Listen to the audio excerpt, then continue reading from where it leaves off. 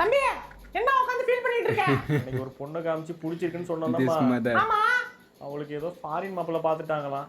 அவனை தான் கல்யாணம் பண்ணிக்க போறாளாமா. அச்சச்சோ. சரி உடுப்பா, நான் உன் பக்கம் இல்ல, உட்காந்து ஃபீல் பண்ணிட்டு வந்துடுறோம். தம்பி சின்ன பிள்ளை முடியாப்பா.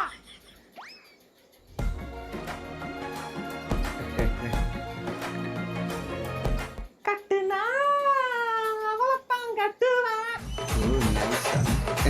இல்லனா ஓடி போய் கல்யாணம் பண்ணிப்பேன்.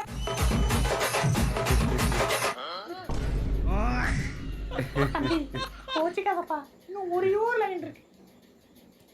அவளுக்கு நான் தான்